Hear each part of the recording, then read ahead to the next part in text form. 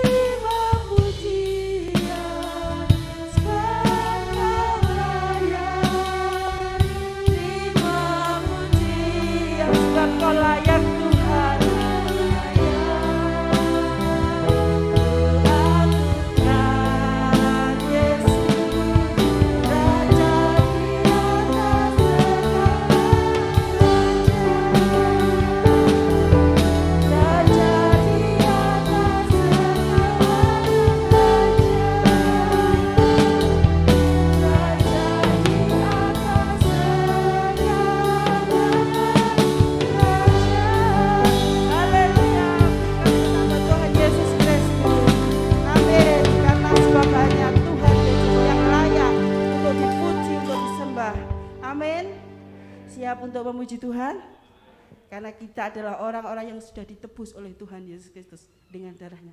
Mari kita puji, mari kita berikan pujian kepada Tuhan. Kami terima kuasa-Mu Tuhan.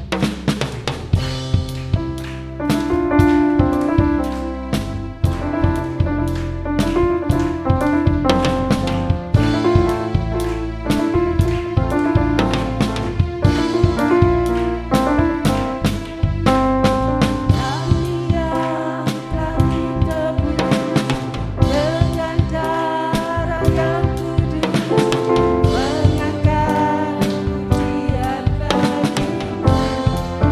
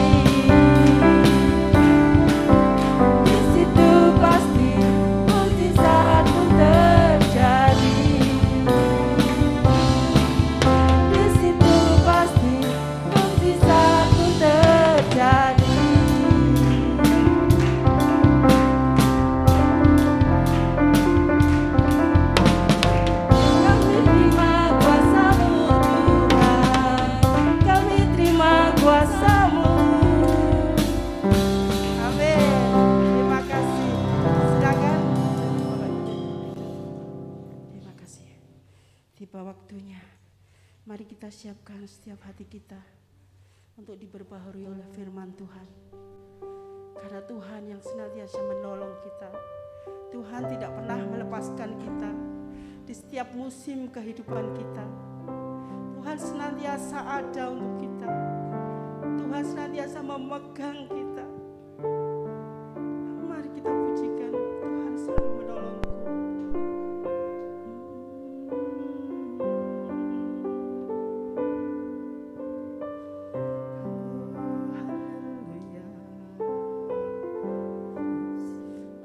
Akan selalu berganti, kasih Tuhan tetap abadi, tak akan berubah sampai selamanya. Ku tetap percaya, ku yakin Tuhan memberkati, ku yakin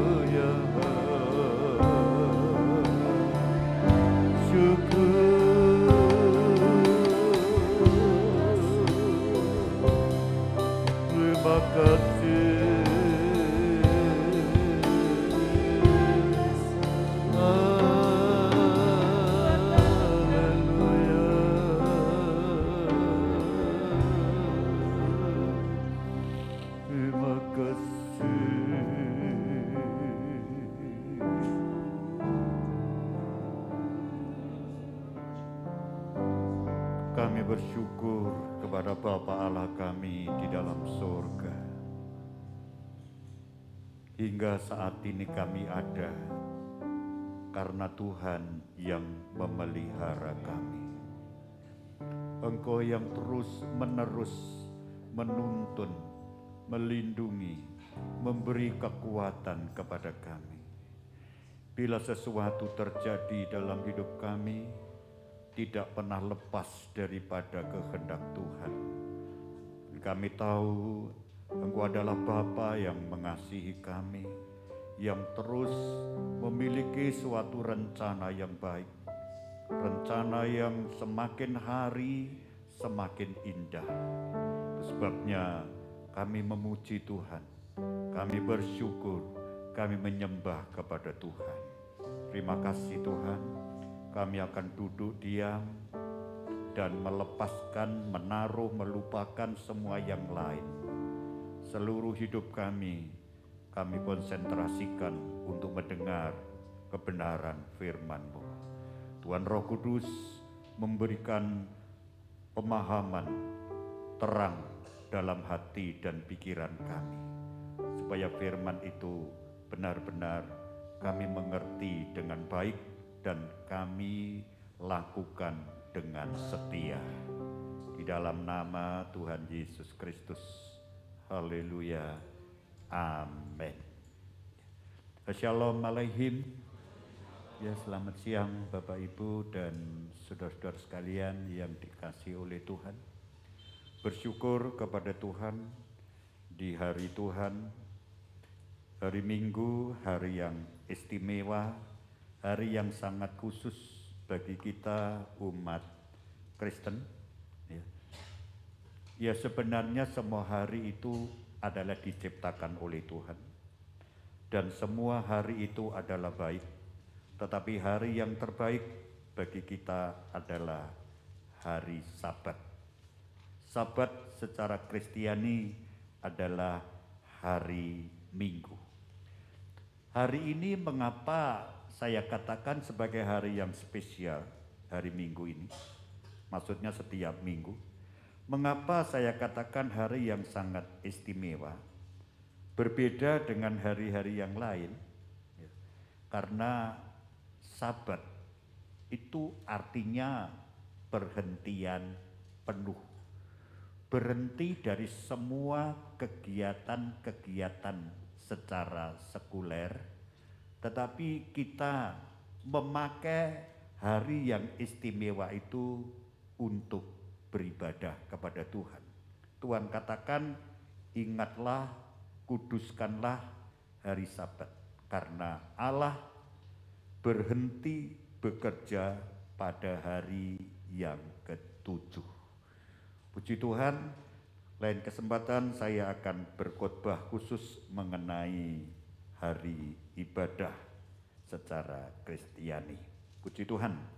Dan pada kesempatan ini saya akan menyampaikan firman Tuhan yang pasti kita semua sangat menyukai dan kita semua sangat mengharapkan, karena firman Tuhan pada kesempatan ini saya beri tema sukses dalam perspektif Kristiani.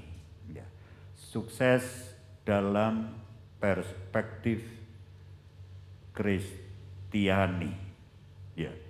Siapa yang tidak suka untuk mengalami kesuksesan di dalam hidupnya? Bahkan kesuksesan itu menjadi impian bagi semua orang yang hidup di dunia ini. Sukses di bidang karir, sukses di bidang usaha, sukses di bidang rumah tangga, sukses di dalam bidang studi, sukses di dalam kehidupan berkeluarga. Ini adalah merupakan hal yang didambakan, yang dimimpikan dan diupayakan oleh banyak orang. Tidak ada satu orang pun yang menginginkan hidupnya itu mengalami kegagalan. Ya, kegagalan dengan apa yang diharapkan, apa yang diinginkan, ya, yang menjadi satu pergumulan. Semua orang ingin meraih suatu kesuksesan. Saudara-saudara, tidak terlepas dari orang Kristen. Orang Kristen pun tentu menginginkan untuk mengalami hidup, menjalani hidup ini dengan keberhasilan. Ya, dengan keberhasilan yang sebenarnya. Kristen tentu menginginkan keberhasilan secara Kristiani, secara Alkitabiah, di dalam perspektif firman Tuhan. Ya. Puji Tuhan, saudara. Tetapi yang paling penting, ya, bagaimana cara kita meraih kesuksesan. Ya. Bagaimana cara kita untuk mendapatkan suatu kesuksesan. Saudara, ada banyak orang meraih kesuksesan dengan cara-cara yang tidak benar. Ya. Orang kadang-kadang, saudara, menghabiskan seluruh energinya, tenaganya, kemampuannya, ya, semua dayanya, mati-matian, all out untuk menjadi sukses. Artinya ada orang yang memakai seluruh kekuatannya untuk meraih sukses. Ini masih mendingan. Tapi ada orang yang meraih sukses, ya, mendambakan sukses dengan cara-cara yang tidak benar. Ya, dengan cara-cara yang bertentangan dengan etika dan aturan hidup. Misalkan merampok, misalkan mencuri, misalkan korupsi, misalkan juga dengan cara-cara menipu, ya, dan lain sebagainya. Ya. Tentu semuanya ini adalah sukses yang bukan standar yang benar di dalam Alkitab. Kita juga perlu memahami secara benar apa itu sukses, ya, apa itu keberhasilan. Kalau kita memahami dengan cara yang benar kesuksesan yang sejati, kita akan mengalami kebahagiaan di tengah-tengah keberhasilan kita. Ya. Kita akan mengalami satu kehidupan yang begitu indah. Kita nikmati keberhasilan itu. Tetapi kalau kita memahaminya dengan cara yang salah, maka kesuksesan yang kita raih itu justru akan menghancurkan hidup kita, akan membinasakan hidup kita. Itu sebabnya kita perlu untuk mendasari kesuksesan kita secara Kristiani. Ya, dalam perspektif Kristiani, yang artinya sukses yang benar itu landasannya dari firman Tuhan. Marilah kita akan baca lebih dahulu dari kitab Kejadian pasal yang ke-39. Bagaimanakah, ya, kita untuk meraih kesuksesan dalam perspektif Kristiani. Ya. Kejadian 39, saya bacakan ayat 2 hingga pada ayat yang ke-6. Kejadian pasal yang ke-39, ayat 2 hingga ayat yang ke-36. Demikian firman Tuhan.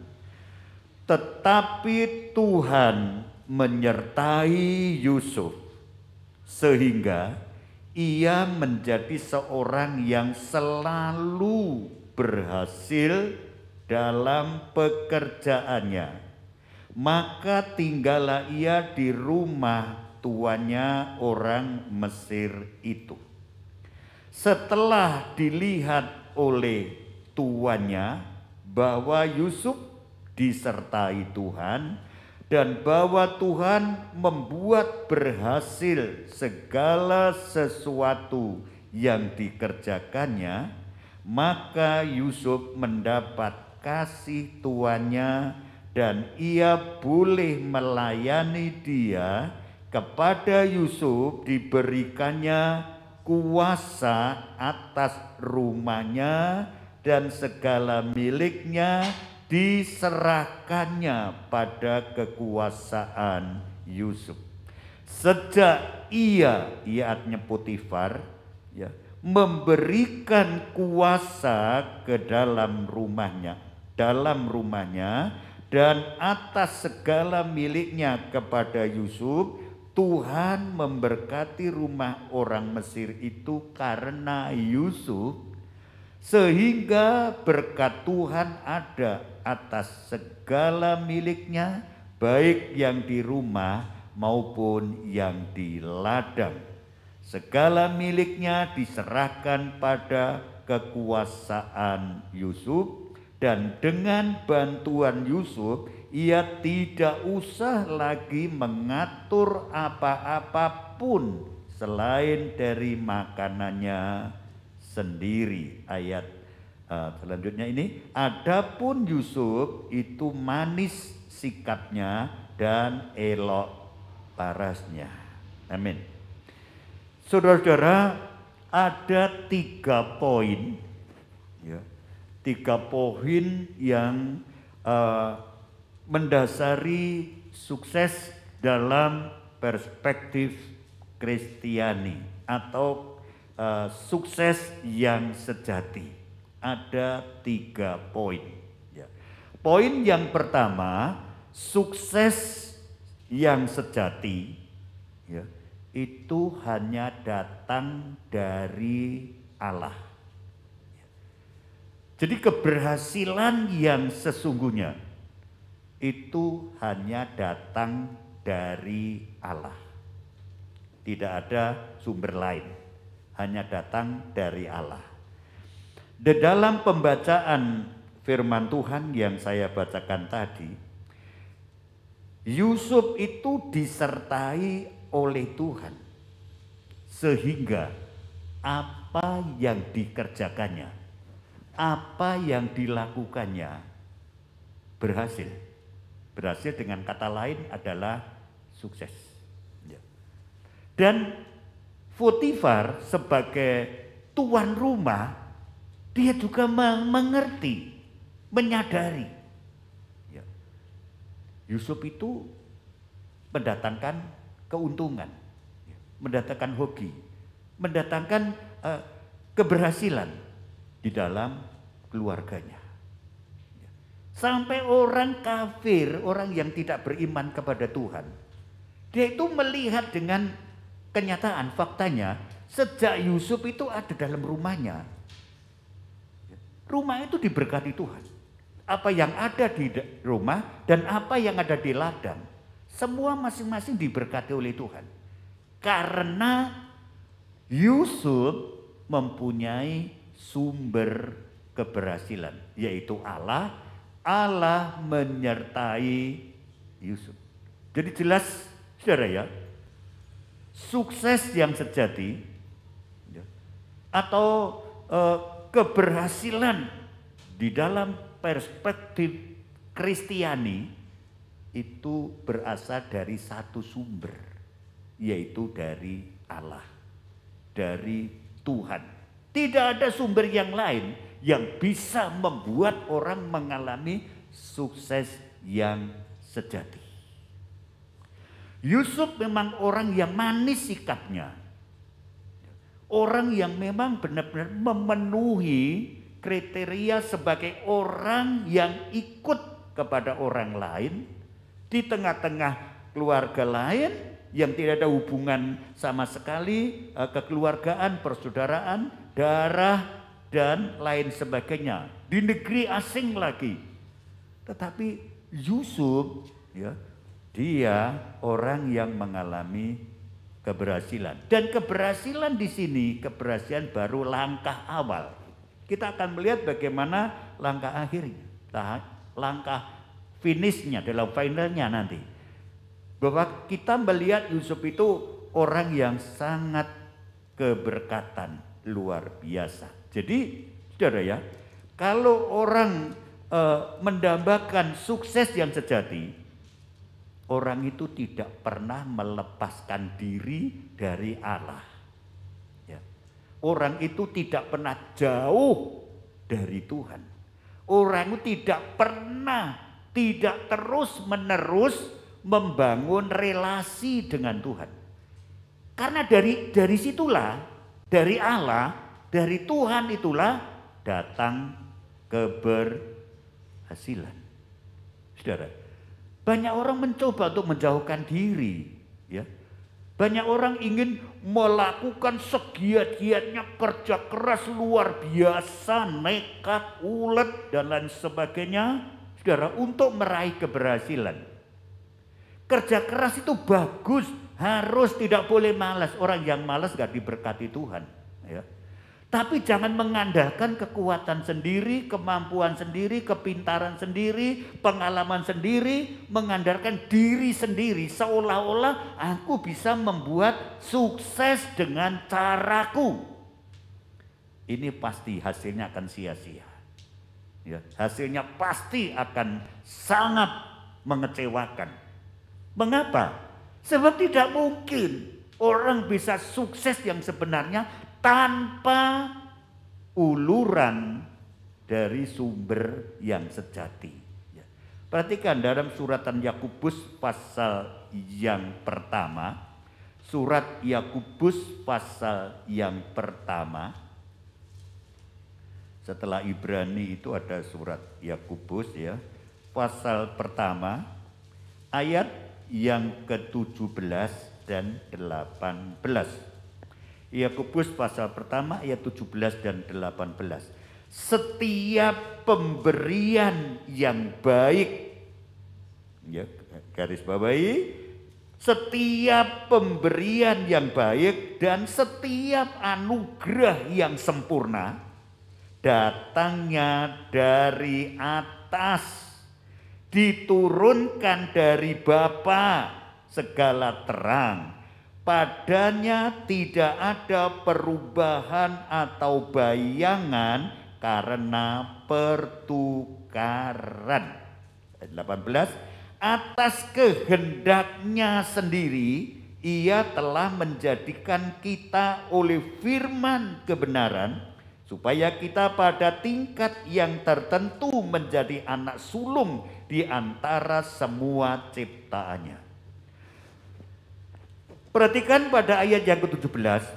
Setiap pemberian yang baik, setiap anugerah yang sempurna datangnya dari atas. Ya, datangnya dari atas.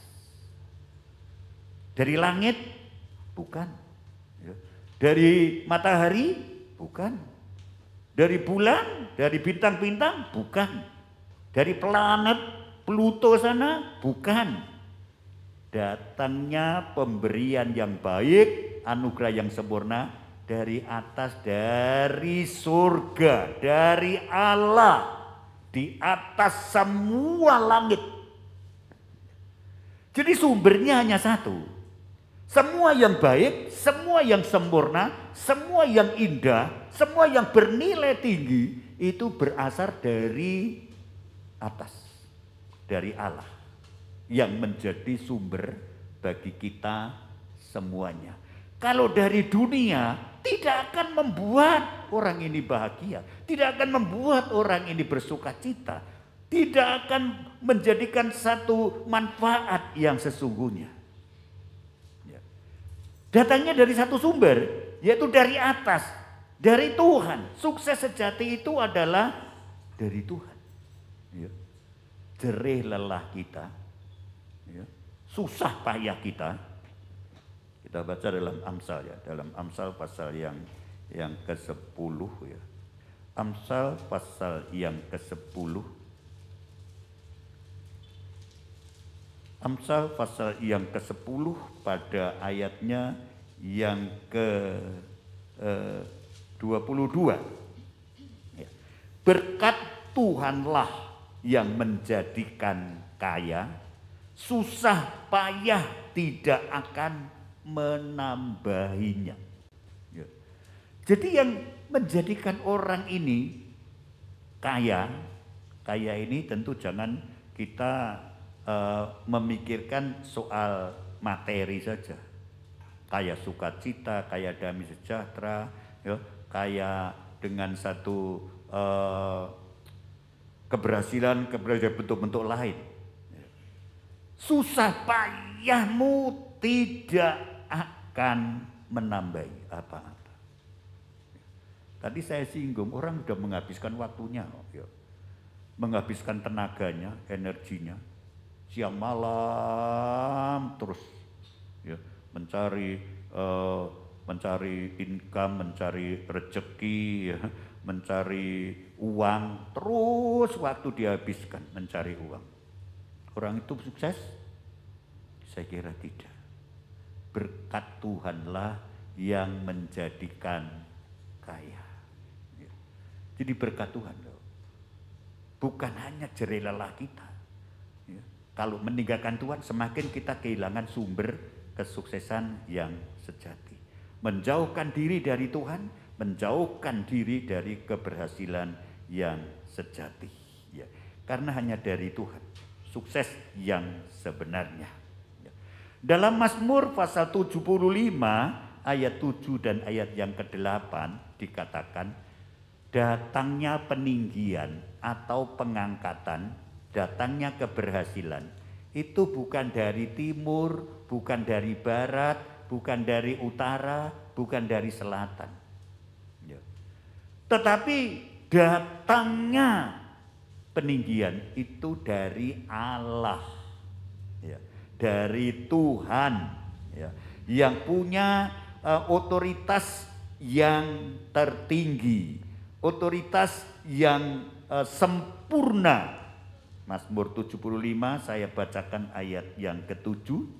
Sebab bukan dari timur atau dari barat dan bukan dari padang gurun datangnya ke peninggian itu.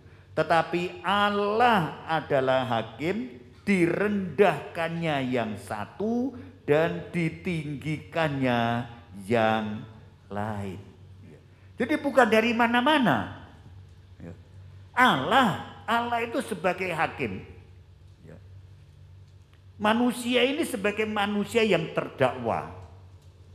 Manusia yang tersangka. Kemudian di hadapan hakim. Hakimlah yang akan memberi keputusan, vonis. Ya. Itu kalau digambarkan dalam kaitannya di pengadilan. Ya. Bisa dijatuhi hukuman atau bisa diberi kebebasan, ya, dibebaskan. Itu tergantung hakim, ya, tergantung Tuhan. Ya. Sekali lagi, tergantung Tuhan, saudara.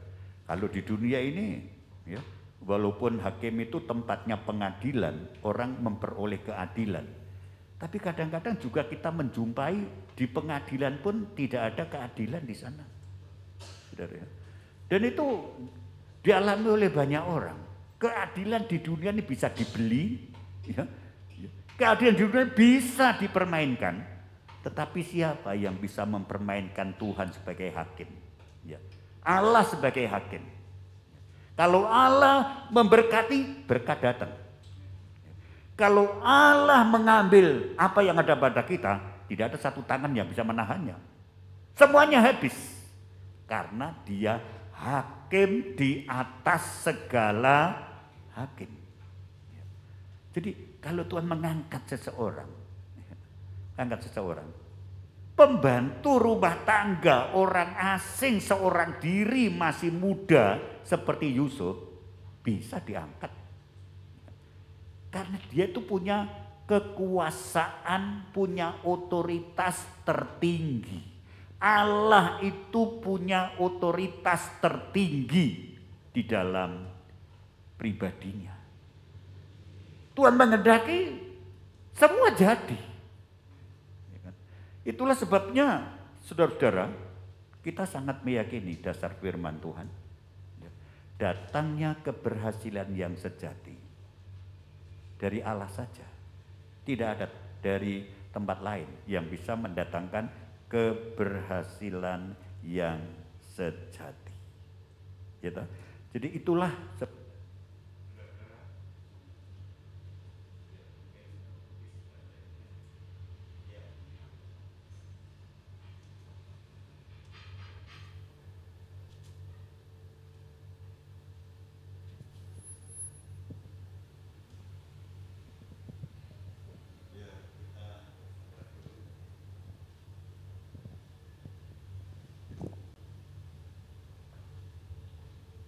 puji Tuhan, ini adalah hal yang harus kita yakini.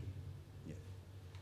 Jadi keberhasilan yang sejati itu hanya datang dari Tuhan.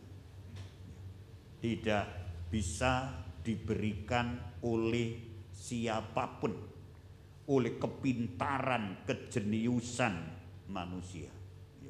Oleh kerja keras manusia, oleh semua kekuatan manusia, tidak mungkin. Sebab sukses yang dimaksud di sini bukan sekedar banyak uang, kaya raya. Orang banyak uang, kaya raya, banyak masalah, ada yang banyak yang bunuh diri kok. Ya, bintang-bintang film yang mereka punya fan, punya orang dikagumi jutaan orang, mengakhiri hidupnya dengan tragis. Banyak itu kejadian. Sebab itu bukan kesuksesan. Ya. Punya semua materi berlimpah itu belum tentu kesuksesan. Punya rumah 10, mobil mewah, kekayaan, punya perusahaan besar itu belum tentu kesuksesan. Kesuksesan itu adalah dari satu sumber, yaitu Allah sendiri. Ya. Allah sendiri yang menjadi hakim, yang sanggup ya, mengangkat, menjatuhkan, menjadikan kaya, menjadikan miskin. Dia punya kekuasaan, otoritas yang tertinggi. Kemudian dengan cepat saya melaju bagian yang kedua. Ya. Sukses yang sejati itu membutuhkan suatu proses. Ya. Membutuhkan suatu proses. Proses itu adalah sesuatu yang harus terjadi di dalam kehidupannya. Dalam suatu proses. Artinya sukses yang sejati tidak bisa diraih secara instan. Tidak ada jalan pintas untuk menuju meraih keberhasilan yang sejati. Tidak akan bisa, tidak ada cara itu. Sebab sukses adalah merupakan suatu proses. Proses yang harus dilalui oleh semua orang. Saudara, orang yang kuat sekalipun menaiki suatu tangga itu pasti menginjak fase yang pertama paling bawah. Fase yang kedua dilangkai, terus ketiga, keempat, kelima, keenam sampai puncak. Itu bukan satu proses itu. Ya. Tidak ada orang naik tangga itu dari lantai fase bawah ini, ya dari gigi bawah langsung loncat paling atas, ya geblak jatuh. Gitu. Jadi ada fase yang harus dilewati. Ya. Jadi ini adalah hal yang wajar, ya, yang rasional di dalam kehidupan kita. Artinya Tuhan tidak langsung mengangkat seseorang itu sampai kepada puncak keberhasilannya. Tidak. Tapi Tuhan mulai menempatkan orang itu di bagian yang paling rendah, di bagian yang paling kecil, terus sukses diangkat lagi, sukses diangkat lagi, sukses diangkat lagi. Bukankah itu yang dialami oleh Yusuf? Yusuf ini melalui proses yang panjang untuk meraih keberhasilan itu. Dibenci saudara-saudaranya, dibuang ke dalam sumur, kemudian dijual menjadi budak belian, kemudian di sana dijual lagi dijadikan budak Potifar, kemudian difitnah, kemudian masuk penjara, terus ini proses semuanya ini, dan ini diizinkan oleh Tuhan untuk apa? Untuk melatih karakter orang itu bisa menempati, bisa dibentuk dengan dewasa. Sampai akhirnya dewasa. Kebanyakan orang-orang kalau langsung jelek enak, ini berbahaya. Saudara, ini berbahaya. Saudara, langsung muncul, waduh kesombongannya luar biasa. Tapi beda dengan orang yang melalui step by step terus. Jadi di sini kalau ingin proses, kita harus melalui hal-hal yang kecil bisa dipercaya. Hal yang kecil dulu. Perhatikan di dalam Injil Lukas pasal yang ke-16. Injil Lukas pasal yang ke-16. Kita akan baca pada ayat yang ke-10. Ayat yang ke-10 dari Injil Lukas pasal yang ke-16, demikian firman Tuhan. Barang siapa setia dalam perkara-perkara kecil, ia setia juga dalam perkara-perkara besar. Dan barang siapa tidak benar dalam perkara-perkara kecil, ia tidak benar juga dalam perkara-perkara besar. Perhatikan, ada kata-kata kecil, kemudian disusul dengan kata-kata apa? Besar. Saudara ya, mana lebih senang? Dijadikan besar, terus melorot menjadi kecil.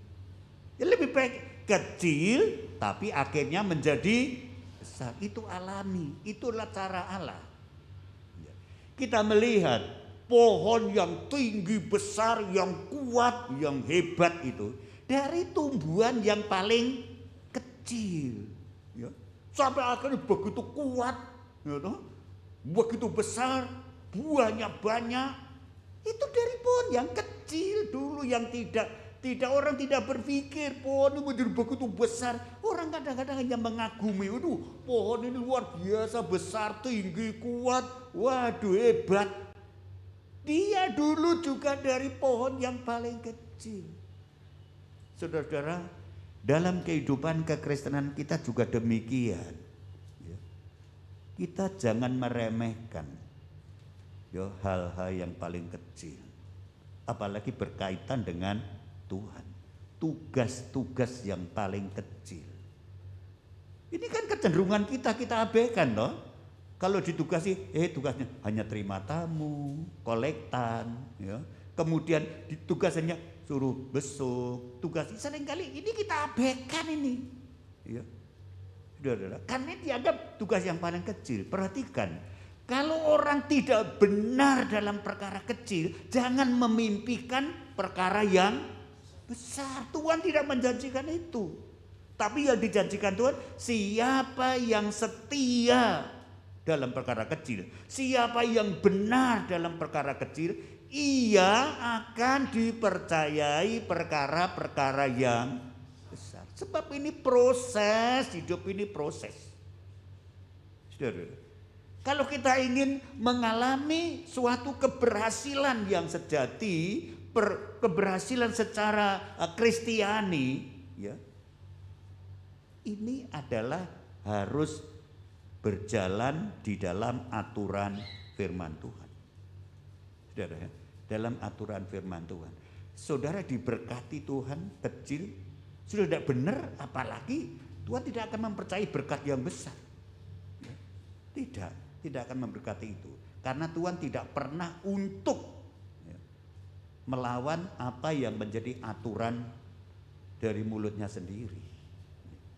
Perhatikan, kalau Yusuf sudah bisa dipercaya, gitu, di keluarga Potifar, dipercaya dalam satu tugas, akhirnya Potifar mempercayai sepenuhnya, gitu, seluruh hartanya, seluruh miliknya di dalam pengelolaan Yusuf.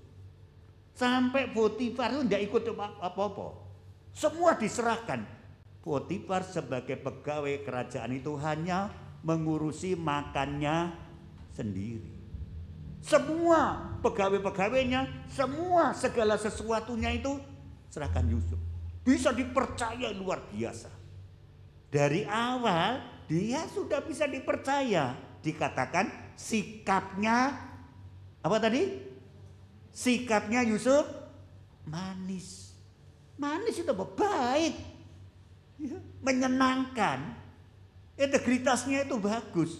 Dia punya jiwa dedikasi yang baik. Ya. Kan tidak mudah orang asing kemudian menerima seorang pembantu rumah tangga. Sampai dipercaya seperti itu. Kalau belum melihat bagaimana kehidupan orang itu.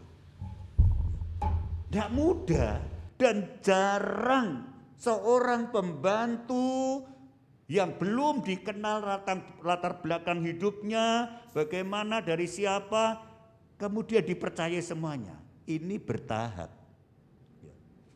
Akhirnya semua dipercayakan kepada Yusuf.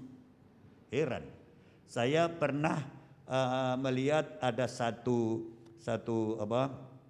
keluarga yang cukup kaya, saudara. Keluarga yang cukup kaya, punya perusahaan dan sebagainya, saudara ya. Aneh. Kunci rumah itu diserahkan dia sepenuhnya. Bahkan mengambil uang di kamar privatnya itu, pembantu yang ngambil, kuncinya yang bawa sampai pembantunya itu. Ya. Saya pernah pada waktu saya dipanggil, saudara, dipanggil kemudian saya datang kemudian dia katakan, ya, tolong buka itu, ambilkan itu uang saya. Kuncinya dia yang bawa. Ya. Jadi orang ini bisa dipercaya seperti itu karena dari perkara kecil sudah teruji dengan baik. Kekristenan akan mendapatkan kepercayaan yang lebih besar, yang lebih mulia, yang lebih berguna kalau yang kecil dulu kita lakukan dengan benar. Ya toh? Ingin diberkati yang besar, yang kecil aja benar dulu. Ya. Jadi seperti itu cara Allah itu untuk mengangkat satu proses. Ya. Tidak ada jalan instan, jalan pintas itu tidak ada. Sukses yang sejati itu, kecuali orang mau ngerampok, ya, mau nggaruk hartane orang, ya. Tapi itu kan bukan satu keberhasilan. Kecuali orang mau judi, ya, itu bukan keberhasilan. Ya. Tapi keberhasilan yang sejati itu seperti itu. Daud, coba perhatikan ya, menjadi gembala, ya, dia bertanggung jawab, gembala. Beberapa ekor dia lindungi, dia pelihara dengan baik. Perkara kecil ini perkara sekuler, tidak ada yang hal rohani. Tapi bisa dipercaya dia. Ya. Jadi kita pun juga begitu, jadi karyawan yang bisa dipercaya. Anggota keluarga yang bisa dipercaya. Gitu ya. Jadilah orang Kristen yang bisa dipercaya. Tidak hanya yang berkaitan dengan kekristenan, tapi hal-hal yang umum bisa dipercaya. Saudara, membela domba, ada bahaya binatang buas mau menerkam, dia berani jibaku dia melawan. Ya. Lah ini akhirnya Tuhan Tuhan mengangkat lagi, masuk menjadi prajurit. Lebih tinggi toh, ya toh? Dari gembala menjadi prajurit. Menjadi prajurit juga begitu, dedikasinya luar biasa. Diangkat lagi menjadi seorang perwira tinggi. Kombes, ya, kolonel. Kira-kira tahapan itu diterima seperti itu. Ya. Diangkat lagi, akhirnya menjadi kepala seluruh prajurit. Ya. Kepala seluruh prajurit. Kalau di negara kita ini mungkin Panglima ya, TNI atau Kapolri, saudara ya. Dia menduduki posisi paling puncak di keprajuritannya. Ini dari bawah dia terus meniti karirnya dengan baik. Dipercaya lagi, tangan Tuhan yang mengangkat ini, ya, tangan Tuhan terus. Walaupun sebenarnya dari muda Yusuf ini sudah diurapi untuk menjadi raja. Waktu itu di Israel masih ada raja, rajanya Raja Saul, masih aktif. Ya saudara ya. Tetapi Allah sudah merencanakan Daud ini akan menjadi raja. Tapi tidak langsung diangkat ya, menjadi raja, tidak ya. Ada satu proses yang perlu dilewati. Gembala, prajurit, kepala prajurit, dan menghadapi semua tantangan-tantangan yang cukup berat. Ya. Hampir terus terancam nyawanya. Tetapi Tuhan yang menuntun, Tuhan yang mengangkat, siapa yang bisa menjatuhkannya. Sampai akhirnya diangkat menjadi raja. Ya. Menjadi raja hanya sebagian umat Israel. Raja pertama hanya menjadi raja satu suku, yaitu suku Yehuda. Suku Yehuda, begitu bagus. Akhirnya Tuhan mengangkat sampai klimaksnya, sampai puncaknya. Menjadi raja bagi seluruh umat Israel. Ada begitu panjang perjalanannya, begitu jauh. Ya. Pada akhirnya orang yang bisa dipercaya perkara kecil diangkat menjadi orang yang dipercayai perkara-perkara yang besar. Ya. Jangan kita melonjak sendiri, ya, meloncat mempromosikan diri sendiri, kemudian dengan suara yang tidak benar kita malah jatuh remuk nanti. Ya. Jadi cara Tuhan itu harus kita mulai dari bawah dulu. Ya, dari bawah terus naik. Jadi ada proses. Kadang-kadang proses itu menyakitkan. Ya. Tidak langsung menghadapi keberhasilan itu enggak. Kita dibenci orang, difitnah orang. Itu pengalaman Yusuf, itu pengalaman Daud. Terancam terus, difitnah terus-terusan. Ya. Tetapi itu adalah satu proses yang kita tidak boleh patah semangat, kita tidak boleh putus asa, kita tidak boleh berhenti karena dalam proses hidup ini kita terus berjalan, ya, melaju ke depan terus, saudara-saudara. Ya. Tuhan Yesus memberikan pelajaran yang baik sekali. Dari awal Allah menciptakan langit, bumi, dunia dan semua isinya ini. Tuhan dia mengatakan dunia dan semua isinya jadilah. Kira-kira kalau Allah mengatakan bisa enggak? Ya, bisa, dia maha kuasa, tidak punya batas kekuasaannya. Ya, tetapi perhatikan, dia punya kekuasaan yang luar biasa, tetapi Tuhan lebih melakukan dengan cara bertahap. Gitu. Hari pertama langit bumi, hari kedua, hari ketiga, hari keempat, hari kelima, hari keenam. Ini secara tersirat memberikan pelajaran kepada kita. Ya, hidup ini dalam proses. Ya, dalam proses. Walaupun Allah sanggup untuk menciptakan dengan satu kata semua jadi dan sempurna, Tuhan tidak mengatakan itu dalam kehidupan kita. Supaya kita bisa memperoleh pelajaran, ojo kesusu, ya, ojo gigi mongso, tunggulah sampai waktunya Tuhan. Ya. Itu yang harus kita pegang dalam hidup kita. Saudara-saudara, tadi pagi saya sampaikan, coba kalau kita flashback ke belakang, saudara ya, sebentar. Ya. Saya mendengar ceritanya Pak Susanto kapan-kapan pernah ngomong sama saya dulu gitu ya. Ya. Waktu datang ke sini itu enggak bawa apa-apa. Ya. Sudah punya rumah belum Pak waktu ke Jawa Timur ini? Belum, saudara ya. Itu hanya secara lahiriah loh saudara ya. Ya.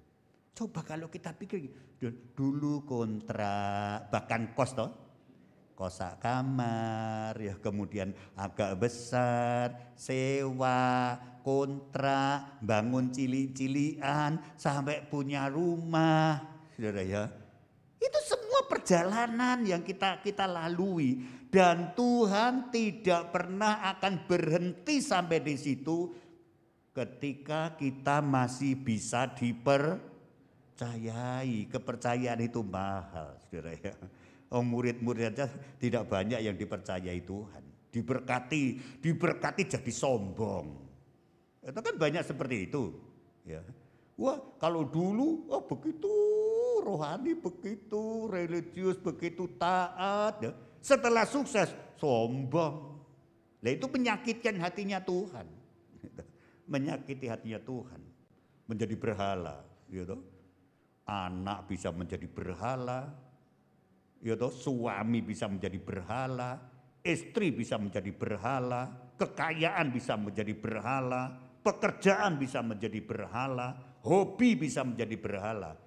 Tuhan menganugerahkan semua itu adalah menunjukkan kasih-Nya kepada anak-anaknya. Tetapi sayang, ketika justru Tuhan memberi itu menjadi sombong. Kalau sudah seperti itu menyakitkan hatinya Tuhan. Ya. Saudara, dulu belum punya mobil. Ya, saudara, punya mobil. Wah kepengen doa, diberkati mobil. Diberkati mobil kalau minggu bukan dipakai gereja beribadah. Ya. Di sini nggak ada loh ya, jangan tersinggung loh ya. Ya. Jadi diminta mobil bergumul bertahun-tahun akhirnya diberkati. Minggu mobil bukan dipakai ibadah sekeluarga, malah dipakai rekreasi. Nah inilah yang menyakitkan hatinya. Kita berkati supaya lebih memuliakan aku. Kok malah mau pakai menyakiti hatiku. Ya. Semakin diberkati menjauhkan diri dari Tuhan. Ya. Mari kita bergantung penuh kepada Tuhan. Hidup ini dalam proses. Ya. Kalau kita membaca di dalam Matius pasal 13, di sana ada istilah perumpamaan penabur ya. Menabur benih pertama kali jatuh di pinggir jalan. Lainnya kita nabur di pinggir jalan ya otomatis tidak akan berhasil. Itu hanya figuratif saja ya, satu gambaran saja ya. Gagal pertama kali menabur. Menabur lagi jatuh di berbatu-batu. Tanahnya tipis. Tumbuh. Kalau matahari sudah mulai ya bersinar, panas, tumbuhannya garing, mati, gagal lagi. Terus menabur lagi, ya jatuh di semak-semak duri, ya toh, tumbuh agak besar, tetapi duri semakin lebih besar menguasainya, akhirnya juga gagal. Akhirnya benih yang ditabur jatuh di tanah yang baik. Berbuah, berhasil. Ada yang 30 kali lipat, ada yang 60 kali lipat, ada yang 100 kali lipat.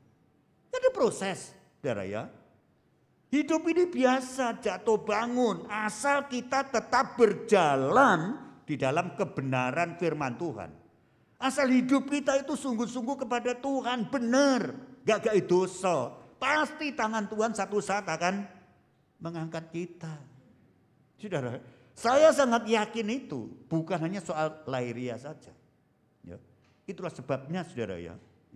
Saya menyadari ini proses, hidup ini adalah proses. Keberhasilan yang sejati, keberhasilan yang sesungguhnya, ya, yang didasari adalah kebenaran firman Tuhan. Saudara-saudara, Saya tidak mau ngoyo ke dalam hidup ini. Kalau sudah waktunya Tuhan, Tuhan akan tolong. Saudara tahu, Bapak di sini tahu. Pertama kali saya punya mobil, diberkati mobil, motor dulu, tahu motor dulu. Itu kalau saya pakai, ya, ada hamba Tuhan ngelok-ngelok, oh mobil ngono kok dituku. Saya pikir saya bersyukur karena ini berkat Tuhan. Ya. Waktunya Tuhan akan memberkati, ganti. Ya. Saya tidak pernah punya prinsip untuk kredit, tidak mau. Kalau Tuhan belum memberkati saya tidak akan pernah untuk hutang. Itu prinsip saya, saudara, dari dulu. Saya ini melayani Tuhan, saya bersandar kepada Tuhan. Hidupku ini dalam tangannya Tuhan. Kenapa mesti saya harus ngotot dengan cara saya sendiri? Salah, keliru, saudara ya. Tuhan terus berkati. Ada berkat datang, ada berkat datang, ada berkat datang. Baru saya beli, saudara. Dan rumah juga begitu. Saya tidak mau kredit rumah itu, saudara. Saya terus berharap kalau Tuhan memberkati dengan caranya Allah. Bukan berarti saya anti kredit. Bukan saya tidak setuju kredit. Ini adalah personal saya, ya, pribadi saya. Apalagi kalau beli seperti hal sepele ya dengan kredit. Untuk apa yang begitu sudah seperti itu? Ada waktunya asal kita mau diproses oleh Tuhan. Saudara ya. Mari kita belajar, hidup ini seperti itu. Oh diberkati Tuhan, gitu. Nah, kita disiplin ya. Ini untuk ini untuk ini. Jangan semua berkat Tuhan ditelan langsung sendiri. Ya. Ada aturannya di dalam firman Tuhan ini. Ada satu proses yang perlu dilakukan. Hanya iblis yang tidak pernah memberikan jalan secara proses. Kalau kita membaca di dalam Matius pasal 4 atau Injil Lukas pasal yang keempat, kita mendapati di sana. Ya. Jadikan batu itu menjadi roti. Nah, ini kan cara gak benar. Ya. Ya. Waktu kon dadekne roti, ya kon jual gitu. Kemudian hasil penjualan itu dibelikan roti. Ini ndak, sulapen batu itu jadi roti. Itu caranya iblis. Yang begitu membohongi, dia memang pembohong. Kemudian yang kedua, ya, kalau kamu mau menyembah aku, seluruh kerajaan, seluruh kemuliaan di dunia ini akan kuberikan kepadamu. Jadi tidak perlu ada proses jatuh bangun, sengsara, tidak perlu nunggu lama-lama. Ya, caranya iblis, sebab iblis akan membawa kepada orang yang percaya kepadanya ke kebinasaan yang kekal. Apa untungnya kita memiliki seluruh dunia kalau kita binasa? Hidup kita di dunia itu dihitung puluhan tahun saja kok. Alkitab mengatakan, Mazmur katakan Musa doa, umur kami 70 sampai 80 tahun. Ya. Hidup kita di dunia ini kita sedang sekolah, saudaraku ya. Ya. Kita sedang sekolah. Kita dikatakan di dunia ini adalah kita sedang hanya transit. Ya. Walaupun 70 tahun, 90 tahun, ini hanya masa transit saja. Transit artinya bukan tujuan akhir, saudara. Ini hanya stasiun antara saja. Saudara pergi Jakarta lewat beberapa stasiun, tapi tujuan akhir ke Jakarta. Kita tujuan akhir itu ke surga, ke rumah Bapa. Di sana itu tidak pernah ada hitungan waktu, bukan 100 tahun, bukan 1000 tahun, bukan 1 miliar tahun, selama-lamanya. Ya. Jadi tujuan itu di sana. Di neraka juga selama, itu namanya keadilan. Tuhan menciptakan surga dan Tuhan menciptakan neraka. Tidak ada gantung di tengah-tengah itu. Ya. Jadi kalau sudah mati dari dunia, surga kekal atau neraka kekal. Atau kebal, wis neraka suwe gak apa-apa. ratusan tahun enggak kroso panas, sapa sing ngomong? Injil Lukas pasal 16 mengatakan merintih, menangis, ya saudara, kehausan, kepanasan, tersiksa luar biasa. Ya. Saya jarang mengkhotbahkan nakut-nakuti itu, karena Tuhan mengatakan tidak itu tujuannya. Bertobatlah kamu karena kerajaan Allah sudah coba. Bertobatlah kamu, kerajaan Allah sudah dekat. Maksudnya itu kerajaan Allah. Tidak mengatakan bertobatlah kamu karena neraka sudah terbuka. Enggak. Karena rencana Allah itu adalah baik. Saudara, ada satu proses yang harus kita lewati untuk meraih keberhasilan. Kemudian yang terakhir. Ya. Poin yang terakhir, ya. Sukses dalam perspektif Kristiani.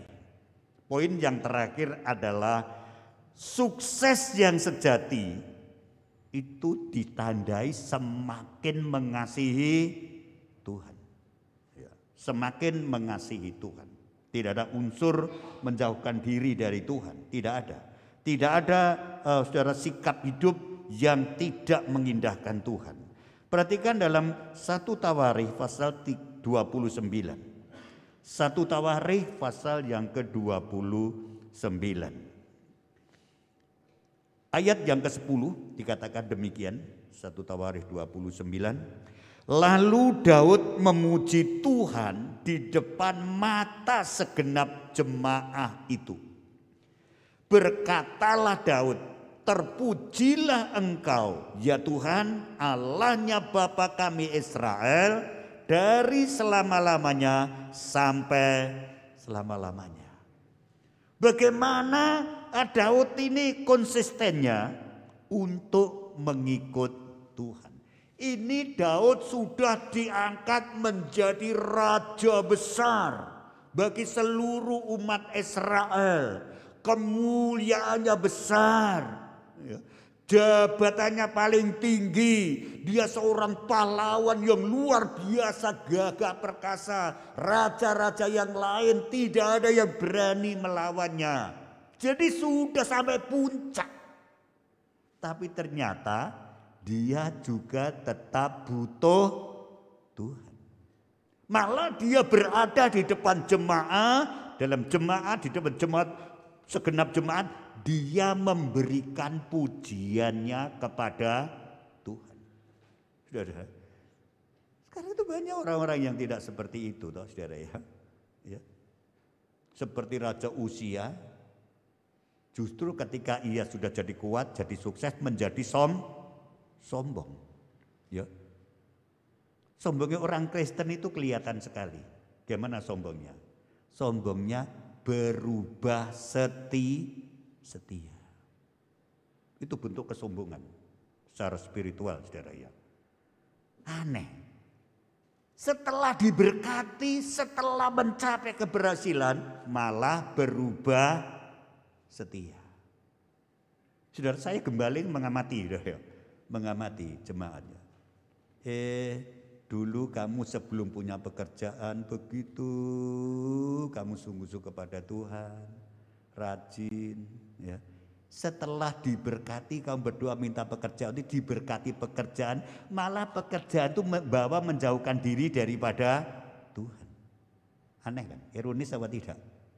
Ya. Malah setelah diberkati pekerjaan, tidak setia. Dulu sebelum punya pekerjaan dia setia, dia rajin. Nangis, minta pacar, Tuhan, gumul.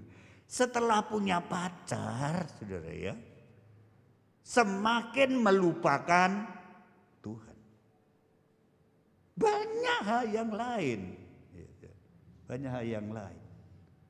Padahal rencana Tuhan tidak hanya membawa sampai di situ. Sampai kepada kesuksesan yang sejati. Kesuksesan yang sungguh-sungguh. Daud ini satu teladan yang begitu luar biasa.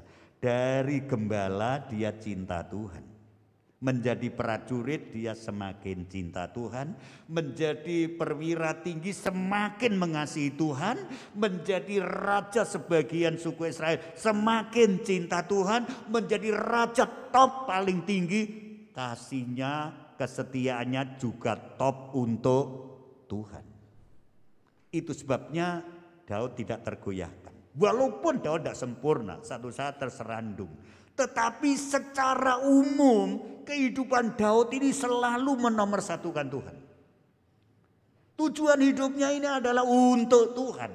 Dari anak-anak masih lemah, masih tidak punya apa-apa, menjadi orang kuat, menjadi orang terhormat, menjadi orang top. Tetapi kasihnya terus juga menaik terus. Ya, itu namanya keberhasilan dalam perspektif Kristiani. Ya toh? Amsal mengatakan apa? Ya. Terbit terang, semakin terang sampai terang rembang tengah hari. Ya toh? Matahari kalau terbit pagi-pagi ya, sudah bersinar keseluruhannya, sudah terang? Belum, ya. Berputarnya ya semakin tambah terang, semakin tambah terang, semakin tambah terang, semakin terang. Kalau sudah jam 12 tengah hari, gitu, terang benderang. Bahkan bayangan kita saja tidak kelihatan karena matahari persis berada di atas kita. Allah itu ingin menjadikan segala sesuatu itu indah, tapi pada waktunya Allah. Perjalanan Kristen juga seperti itu. Ya. Jadi semakin berhasil secara Kristen itu semakin memuliakan Tuhan. Baca pada ayat yang ke-19 tadi, ayat yang ke-11. 1 Tawarikh 29 tadi. Ya Tuhan, punyamulah kebesaran dan kejayaan, kehormatan, kemasyuran dan keagungan. Ya segala-galanya yang ada di langit dan di bumi. Ya Tuhan, punyamulah kerajaan dan Engkau yang tertinggi itu melebihi segala-galanya sebagai kepala. Sebab kekayaan dan kemuliaan berasal daripadamu dan Engkaulah yang berkuasa atas segala-galanya. Dalam tangan-Mulah kekuatan dan kejayaan, dalam tangan-Mulah kuasa membesarkan dan mengkokohkan segala-galanya. Yang pertama, tidak hanya semakin dekat kepada Tuhan, itu yang pertama. Yang kedua, tetap rendah hati. Ini adalah sukses secara Kristiani. Semakin sukses, semakin rendah hati. Sebab menyadari, ya, dia hanya dipercayai saja. Semua segala yang ada padanya itu adalah bukan saja dari Tuhan, tetapi engkau sebagai kepala yang menguasai. Ya, semua daripadamu. Kejayaan yang ku alami, ya, kehormatan yang ku alami, ya, kerajaan yang ada padaku, semua ini adalah daripadamu dan engkau yang berkuasa. Artinya kapanpun engkau bisa mengambil, sebab semua di dalam kuasa tangan Tuhan. Semakin rendah hati, aku ini sopo, aku ini pendatang, ya, aku ini orang asing, semua miliknya Tuhan. Ya. Kerajaan yang besar ini juga dalam kuasa Tuhan. Ya. Aku bisa jadi pahlawan besar juga karena berkat Tuhan. Menjadi raja juga berkat Tuhan. Tuhan bisa mengambil kapanpun. Loh, kalau kita bisa mempunyai satu pemahaman seperti ini, ya, artinya dalam semua situasi, kondisi dalam hidup kita tetap bergantung kepada Tuhan. Yang terpenting adalah Tuhan, bukan dirinya sendiri, bukan keberhasilannya, tetapi semua berpusat kepada Tuhan. Itu kehidupan Daud. Ya. Kehidupan Daud adalah kehidupan yang teosentris, berpusat kepada Allah. Saudara. Kalau kita berpusat kepada Allah, Allah itu segala-galanya bagi kita. Ya. Banyak orang dengan begitu mudah ya, tidak setia kepada Tuhan. Saya ini ngelus dodol. Saudara. Mengapa? Saya sebagai gembala ini ngelus dodol. Saya nangis sungguhan. Saudara. Saya kadang kalau doa saya nangis. Tuhan, manusia yang tidak tahu apa-apa. Ya. Kemudian tidak setia kepada Tuhan. Kalau seandainya besok dipanggil oleh Tuhan, mau apa? Iya kan? Itu rahasia kita kapan dipanggil Tuhan kita tidak tahu. Siapapun tidak tahu. Supaya apa? Hidup kita ini tetap berada di dalam Tuhan. Saya katakan bolak-balik, saya bukan pamer. Semenjak saya jadi orang Kristen, saya tidak ke gereja hari Minggu 2 kali. Ya. Dari saya masih muda sampai jadi hamba Tuhan sampai hari ini, namanya hari Minggu tidak ke gereja hanya 2 kali. Saudara, 50 tahun lebih saya ini jadi orang Kristen itu sampai sekarang. 5 tahun lebih, mungkin lebih 6 tahun, hampir 60-an. Bayangkan saudara, saya tidak pamer, tapi saya mengerti. Masa saya dikasih hari ini kamu pakai sendiri. Itu kan nekat untuk Tuhan itu. Ya. Jadi marilah jadi orang Kristen yang sejati. Supaya kita itu benar-benar berada di dalam naungan Tuhan. Ya. Siapapun tidak bisa menentukan langkah hidup kita. Hanya satu, yaitu Tuhan saja.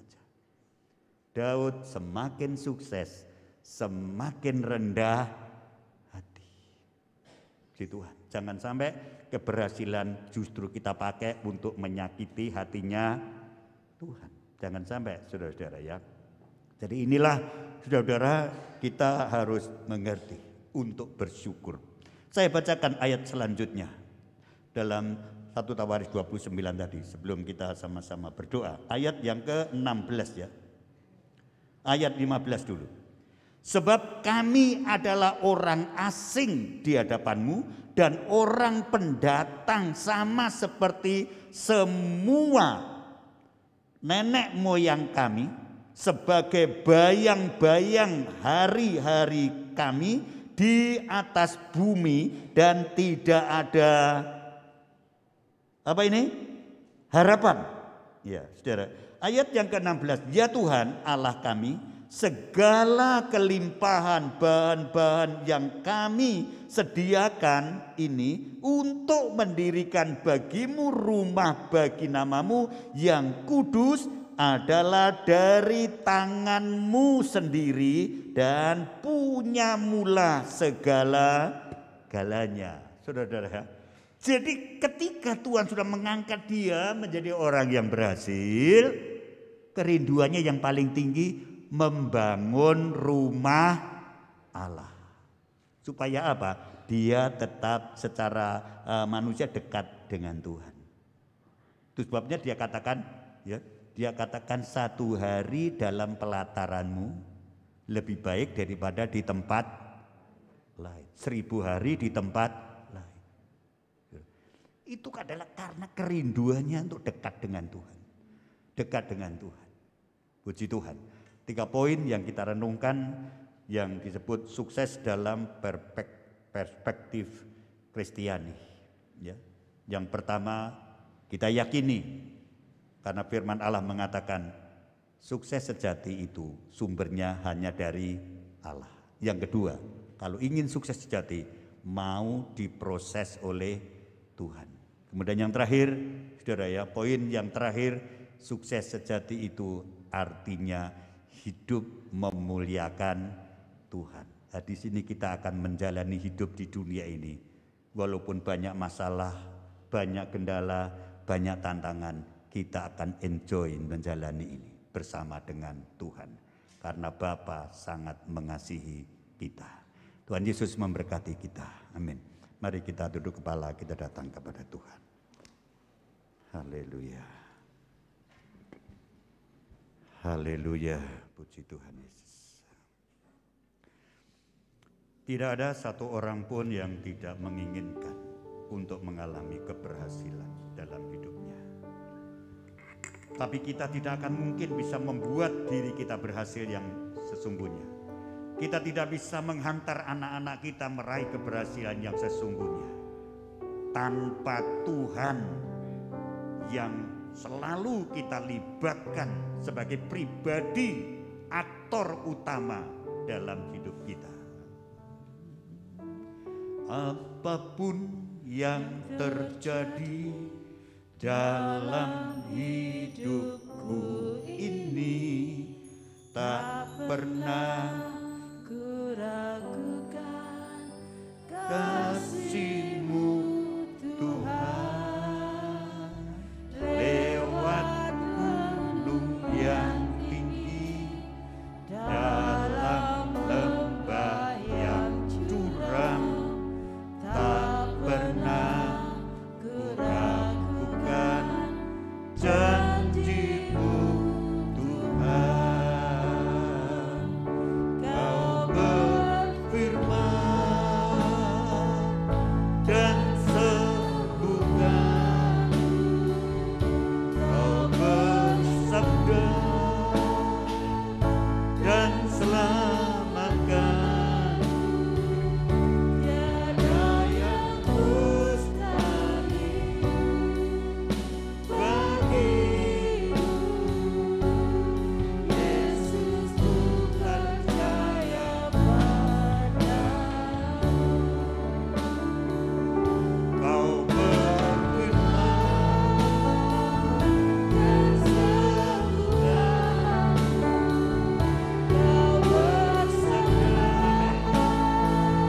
dan selamatkan.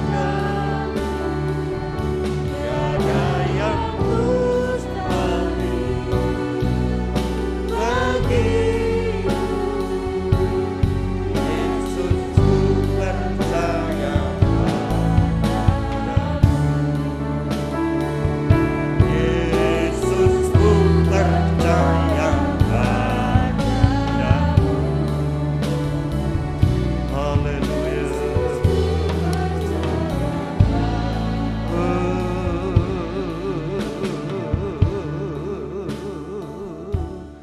Terima kasih.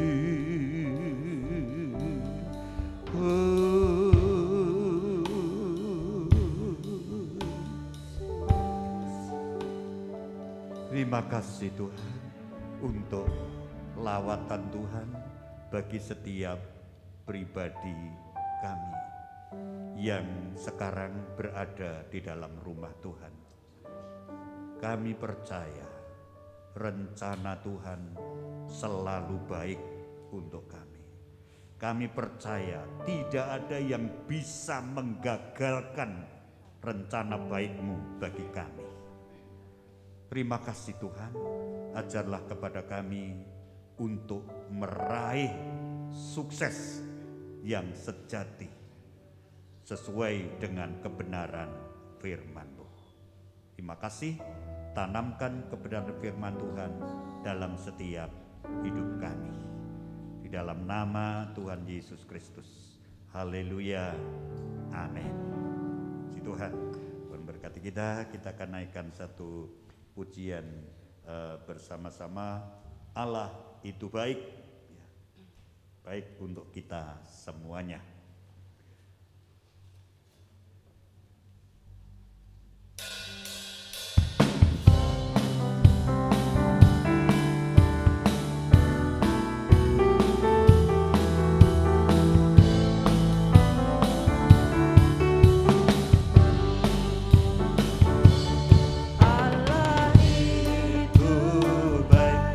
Sungguh baik bagiku,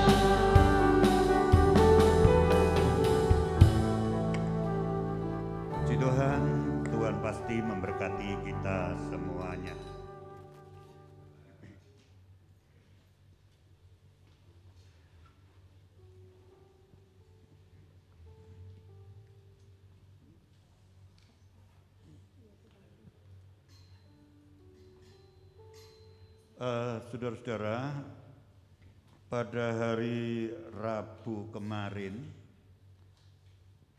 diadakan rapat khusus untuk membahas rencana Natal kita.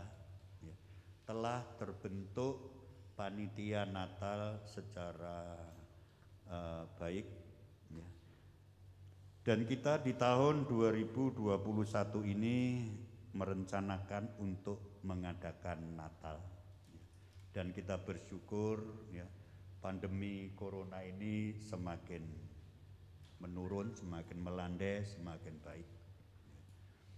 Dan Natal kita jadwalkan akan kita laksanakan pada tanggal 25 Desember. Jamnya belum saya tetapkan. Dan Natal kita tidak akan memakai di gereja ini karena kapasitasnya tidak mungkin. Ya. Tahun-tahun yang lalu kita mengambil Natal di gedung UPH Cito, tetapi tahun ini nampaknya belum bisa digunakan untuk acara Natal. Jadi kita cari alternatif lain. Kemudian kita dari pihak panitia survei di salah satu hotel, di Hotel Neo sini ya, di Waru yang tidak jauh lokasinya dari tempat ini. Itu bisa menampung untuk 250 orang. Jadi saudara dibagi amplop itu untuk diisi untuk kebutuhan Natal kita nanti. Doakan dengan baik dan salurkan berkat Tuhan juga dengan baik supaya segala sesuatu yang kita rencanakan untuk memuliakan Tuhan juga berjalan dengan baik ya. Puji Tuhan, tahun yang lalu kita sudah latihan tahu-tahu batal ya. Karena itu Mbah Corona yang menggagalkan semuanya ya. Kita tahun ini harus menundukkan Mbah Corona ya. Kalau perlu kita usir dari Indonesia ini, ya puji Tuhan. Saudara, ada pengumuman yang perlu saya sampaikan.